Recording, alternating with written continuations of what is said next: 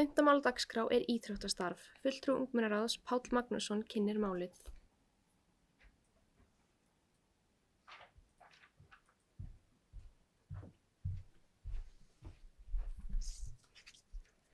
Forseti, ágætu bæjarfulltrúar, fulltrúar ungmennaráðs og aðrir góðir gestir. Flest börn hér á Akureyri byrja í íþróttum þegar þeir eru mjög ung, en sum börn missa áhugann á íþróttinni sem hafa verið að æfa í langan tíma.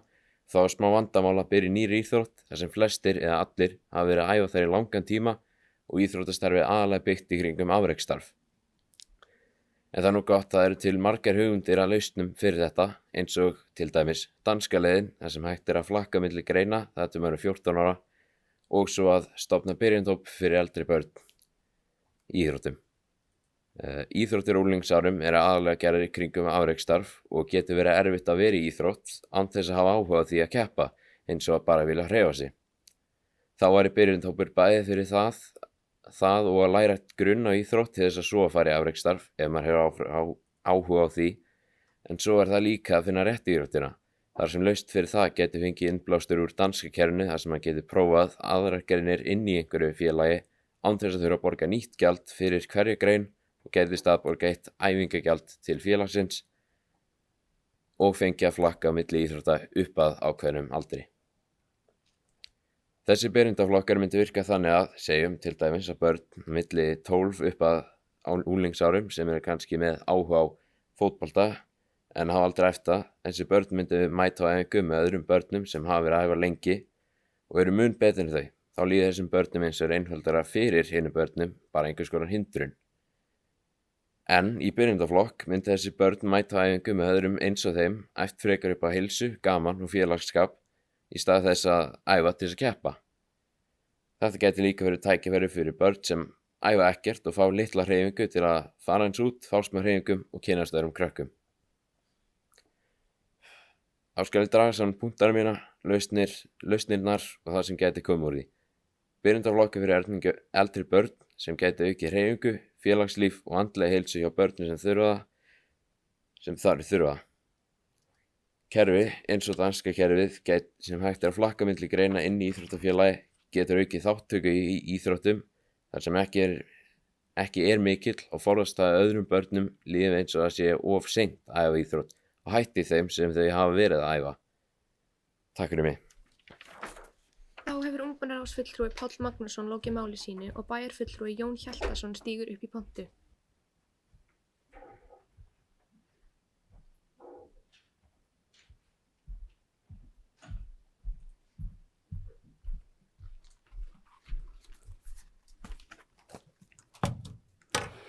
Forseti, ungmennaráð. Þetta voru góðir punktar sem komu hér fram og ég hafði hreinlega ekki velt fyrir mér þessu möguleika að vera með byrjendaflokk fyrir eldri börn sem ég finnst mjög snjöll hugmynd, en vesenið er þetta að eins og Páll kom að við skráum okkur íþróttafélag, tökum þar þátt í þessari íþróttagrein eða annari og allar, eins og Páll benti á, allar hafa að markmiði keppni sem er bara vesen fyrir okkur sem ekkert endilega viljum vera alltaf að vinna í keppninni. Þannig ég sá enga lausn á þessu, skal ég alveg fúslega játa, því að íþróttafélögin eru bara uppbyggð með þessu móti.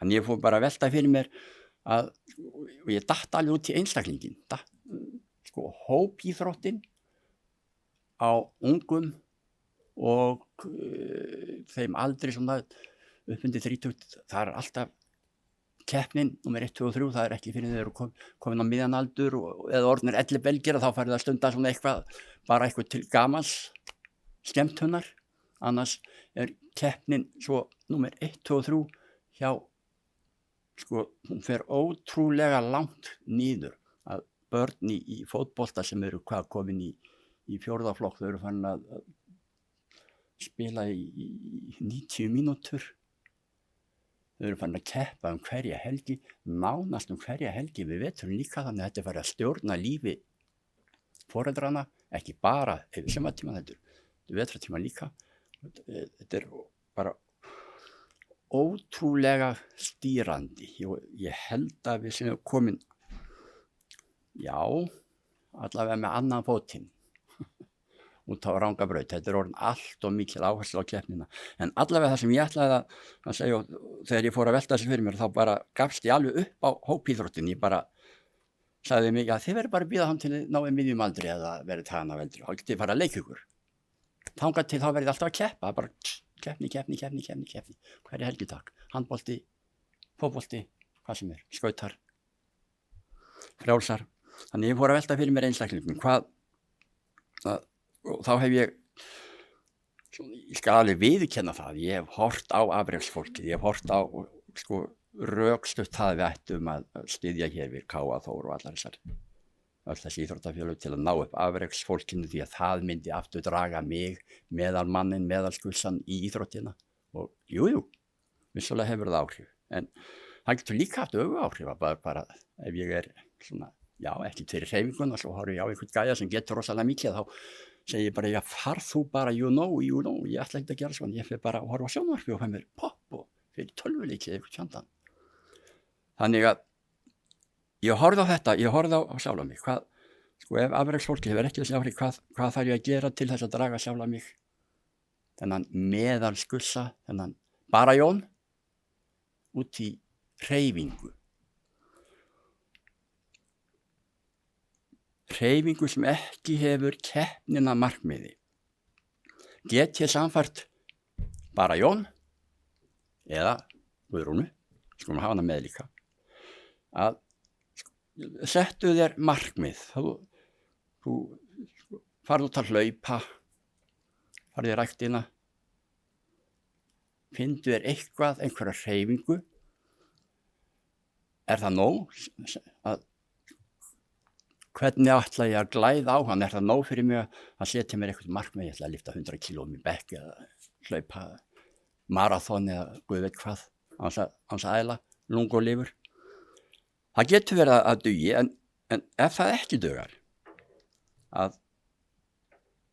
þá fór ég að velta því fyrir mér hvort að fræðsla þar sem við værum að horfa á til dæmis líkamann, værum að kenna líkamann hvernig hann virkaði, hvernig hann starfar, eitt með öðru, hvort að það gæti glætt áhugan, kenna næringu, hvað hefur áhrif, hver áhrif, hvað hefur að forðast, hvað hefur að borða, hvernig eigum við að ná þessu markmiði, ef ég fer að læra líkamann, næringu og annað, setjum við markmið, þá hvort ég geti tvinna þetta saman til að glæða á hann, en ég er alltaf að horfa á einstaklingin, ég er alveg búin að gefast upp á hóp íþróttinni fyrir unglingin eða einstaklings, hvað sem þannig er, sem alveg farið í frjálsar og fimmleika, það er alltaf keppni á ykkar aldri.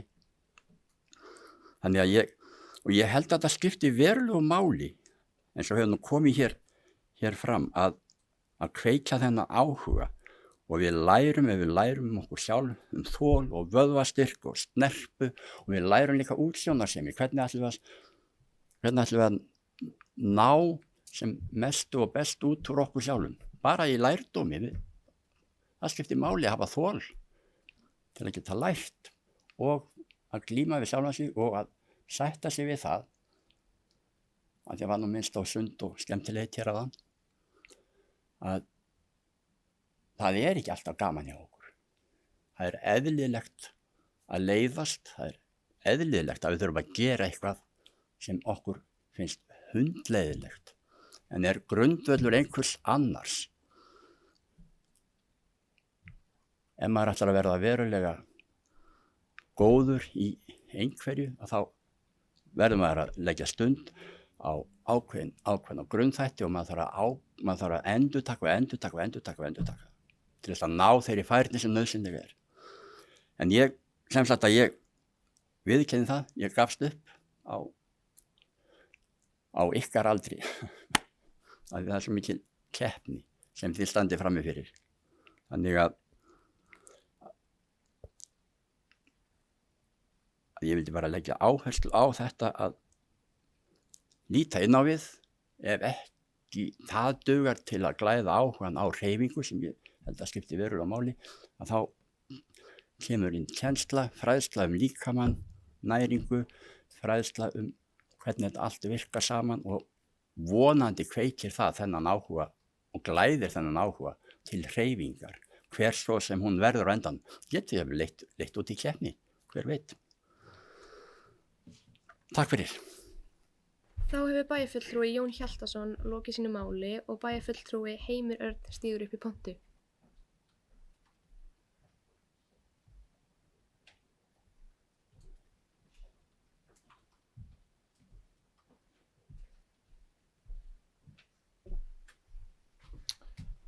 Forseti, kæra ungmennaráð, þetta afskaplega góð umræða sem kemur reglulega upp hérna hjá börnum á Íslandi. Ég held að við séum afskaplega heppin hér á Akureyri. Hér eru alveg óteljandi íþróttagreinar og íþróttaklúbbar. Það hægt að velja nánast hvað sem er. Þú getur farið í einstaklingsíþróttir, hópíþróttir, þú getur keppt, ekki keppt og getur eiginlega valið bara hvað sem er. Og ég var nú að koma úr skemmtilegri ferð og var fastur í rútu upp á Holtavörðuheiði í 4 tíma á sunnudaginn. Þar voru 63 handboltakrakkar, stelpur og strákar. Og ég verð að segja að þessi upplifun fyrir krakkana var alveg gríðarlega skemmtileg og góð. Þau munu aldrei gleyma þessari ferð. Fengu eldgamla hamborgara á Staðarskóla sem elda fyrir 3 tímum síðar og síðan sungum við í klukkutíma og spurningakeppni í rútunni og sumir fóru að gráta og aðrir voru að hlæja og þetta var ótrúlega upplifun. En sko lykilatriðið var, við vorum að keppa. En það var enginn að spá í hvað liðið hann var. Þú skoraðir 1 mark varstu glaður og ég búinn að þjálfa núna 30 ára að fylgjast með þessu. En það mikilvægasta kannski við hópíþróttir þessi félagslegu tengsl, sjálfstraustið, spjalla við hvern annan. Og síðan voru stelpur sem komu úr skíðamóti. Þeim fannst það geðveikt. En allt öðruvísi í íþrótt, skíði og handbolti. Þannig að það er mikil umræða kringu 12 ára aldurinn. Það skipti ekki lið. Ég get alveg tekið undir margt í þessu. Það er kannski helst ein íþrótt sem byrja mjög snemma að telja, sem er náttúrulega okkar langstasta íþrótt, sem er knattspyrna. Það byrja svona kringum 11-12 ára í handknattleik til dæmis. Ég veit að Grindavíkurbær prófaði að hafa 1 gjald fyrir allar íþróttagreinar, sem er alltaf aðeins minni bær en Akureyri, en sem veit ég bara nánast hvert einasta íþróttaklúbbur leyfir krökkum að prófa frítt í svona 4 til 6 vikur. Þannig að það geta allir flakka á milli og prófa sitt og við erum með þess að bara með svo marga greinar, ég held að krakki mun ekki geta að prófa allar greinarnar á sinni lífsleið. Við erum það heppin hér á Íslandi, hérna á Akureyri. En umræðan er alltaf góð og ég bara hvet hér alla þjálfara í bænum að gleyma ekki gleðinni og félagslegu tengslunum. Þarf ekki alltaf að vera keppni, það verður bara að vera gaman. Takk. Þá hefur bæjarfulltrúi Heimir Örn lokið máli sínu og orðið er laust. Ungmennaráðsfulltrúi Ragnheiður Alís stígur upp í pontu.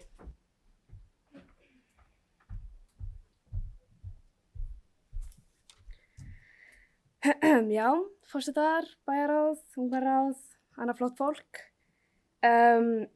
Mér finnst að fara smá út fyrir efnið á ræðunni sem var hérna upprunalega. Þetta er ekki alltaf áhuga. Þetta er ekki alltaf að kunni ekki að fara í ræktina.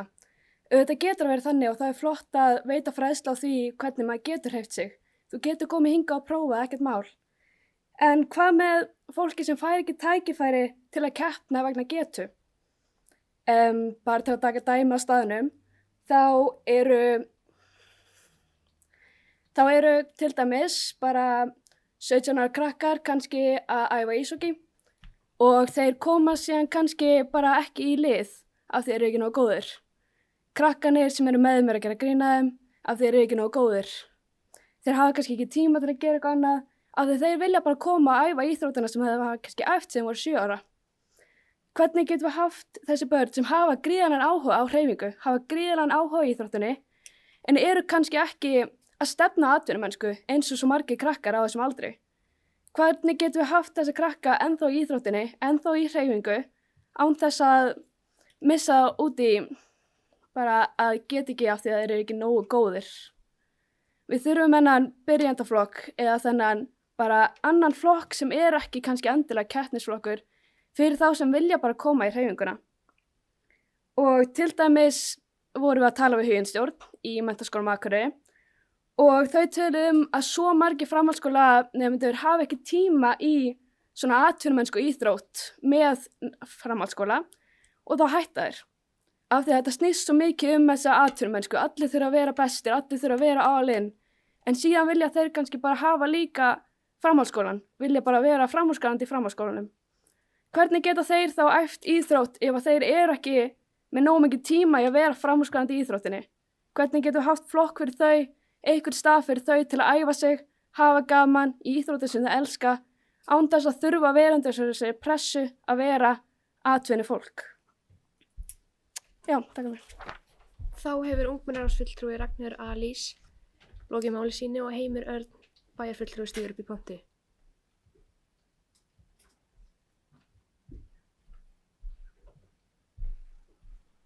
Forseti, ungmennaráð, út í að Janna náttúrulega myndi okkur á að svara fyrirspurnum, þannig að ég ætla að gera það.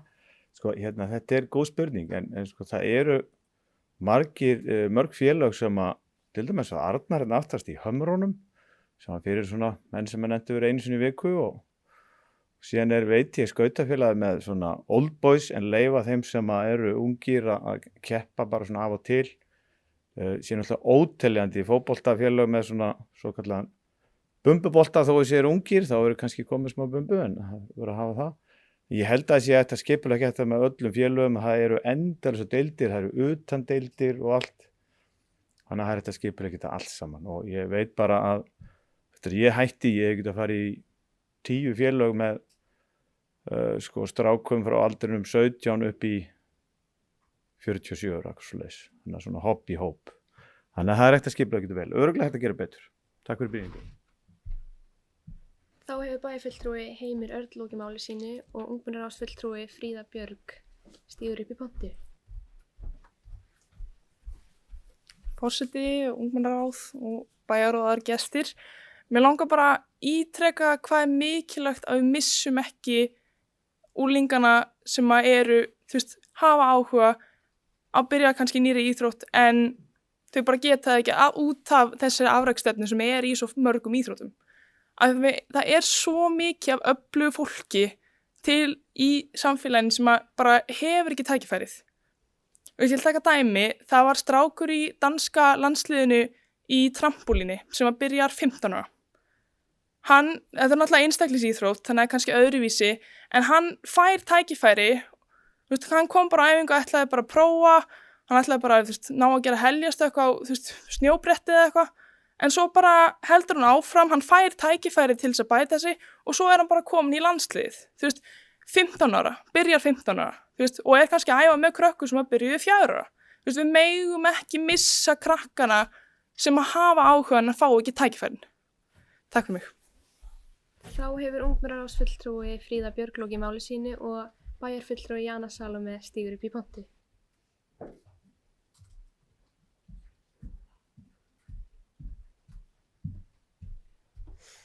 Forseti, ágætu ungmennaráðsfulltrúar og ágætu bæjarfulltrúar. Mér finnst bara svo gaman að tala, þess vegna ég er alltaf að koma upp. En ég vil þakka Páli, Ragnheiði og Fríðu fyrir góða brýningu og ég get svo sem tekið undir margt af því sem að Heimir sagði hér áðan að það er ótrúlega fjölbreytni í íþróttastarfi í sveitarfélaginu okkar og voru mörgu að velja og ég held að sé mjög margt vel gert. En mín sýn á þessa hluti er svo að við þurfum svona heildrænt yfir landið að endurskoða afreksstefnu í íþróttum. Við sáum þessu umræðu í kringum norska ólympíuliðið að þar byrjar afreksstarf ekki fyrir 12-13 ára, minni mig. Og ég held bara svona heilt yfir þurfum við að endurskoða hvernig við erum að skipuleggja mótin, hversu oft þau eru á ári,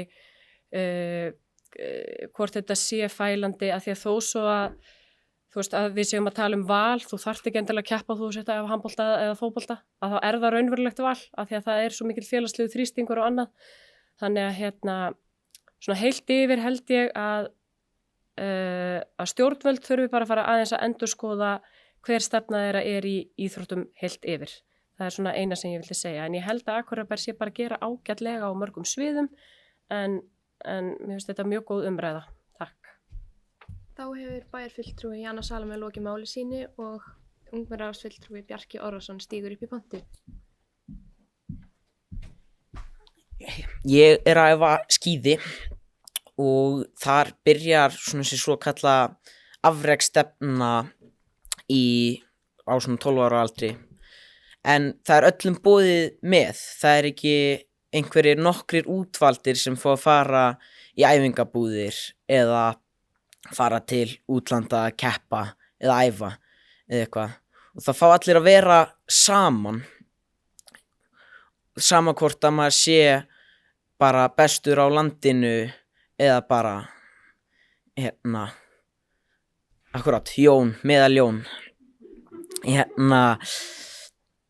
og ég held að mig horfa dálítið til þess, og já, það fælir engan í burtu þó hann hafi farið 5 sinnum á skíði áður.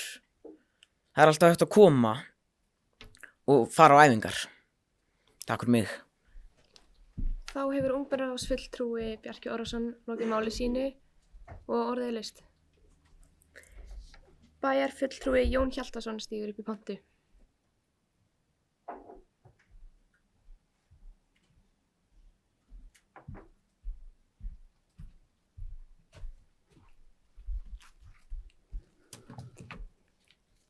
Ég heyri, forseti, ungmennaráð. Ég heyri að hér eru fleiri inni sem eiga í vandræði með afreksstefnu en bara ég. Ég hjó eftir því sem hér kom fram að það væri jafnvel gert grín að lélegri félögum. Ef það er með þeim hætti, þá er greinilega eitthvað að mistakast. Þá eru, og ekki neitt lítið, þá er stór bilun í hópnum. Og þar verður þjálfarinn að koma inn. Þjálfarinn skiptir gríðarlegu máli. Og við höfum, ég förum einhver áratugi aftur í tímann. Ég svo sem hef ekki alveg fylgst með því til dagsins í dag. En það vildi brenna við hér áður að það voru fengnir þjálfara sem voru bara svona í kringu 20, það voru menn, konur og líka menn, sem voru fengnir til þess að annast alls konar þjálfun sem aukastarf, viðbótarstarf, og voru kannski ekki til þess hæfir, en leið og maður fekk samanburðinn við þjálfara sem lagði metnað í og hafði menntun og þekkingu. Þegar maður fekk samanburðinn af slíkum þjálfara og hinum sem var gripinn á götunni vegna þess að hann var tilfallandi laus, að þá sá maður hvað þjálfarinn skipti gríðarlegu máli. Ef það kemur fyrir að félagi í hópíþrótt lendir í einhver svona, þá er allt að bila. Og við vitum það vel að við erum misjöfn að gæðum og líkamsburðum og öllu því, þannig að það er eitthvað sem við verðum að læra að umbera, sætt okkur við og athugum það að 13, 14, 15 ára unglingar, að þeir eru mjög misþroska, og við höfum það ótal dæmi að unglingur 13, 14, 15 ára hefur verið svona meðalgæja í sinni íþrótt, tekur síðan út þroskan eitthvað á eftir sínum jafnöldurum og stendur þeim fyllilega jafnfættis og verður betri. Við höfum mjög góð dæmi þetta úr atvinnufótboltanum íslenska, þar sem tiltekinn maður var býsna langt á eftir í þroska framan af, en síðan tók hann út rétt 20 og nú reynda seint þroskaði þá, en allavega hann var atvinnumaður á endanum, en var aldrei nema með að skussa sig fram að 15-16 ára aldri. Þannig að þetta skiptir máli, Og ég verð bara að segja enn og aftur að ég er í vandræðum með afreksstefnuna og ég fellst á það sem hér hefur komið fram að hún er kannski orðin of, jafnvel þótt að ég hafi talað fyrir henni, því að mér finnst afreksmaðurinn hafa svo mikil áhrif á okkur hina, glæðir svo mikil áhuga, hvetur svo áfram, munum bara eftir því þegar allir vildu hér verða spjótkastarar, þegar Einar var að kasta sem lengst og þannig eru dæmin, tala ekki þegar nafni minn varð á heimsmælikvarða í tugþraut, hugsa ykkur, þá vildi ég nú fara bara að hlaupa og staffa með honum, já, hæfileika laus og ég er til þeirra hluta. Þannig að fyrst og fremst eins og kom fram hjá bæjarfulltrúa Heimi, að þá er þetta spurningum félagsþroska. Við eigum að hafa út úr íþróttinni þetta mannlega viðhorf að geta umgengist hvort annað af þeirri virðingu sem við höfum rætt um hér áður. Það eigum við að taka með okkur út úr íþróttinni. Svo hitt, ef við getum kastað, stokkið eða skora mörk, að það kemur bara svona sem bónus. En þetta á að gera okkur fyrst og fremst að betri manneskjum, að rækta okkur sjálf, bæði andlega og líkamlega. Takk. Þá hefur bæjarfulltrúi Jón Hjaltason lokið sínu máli og orðið er opið.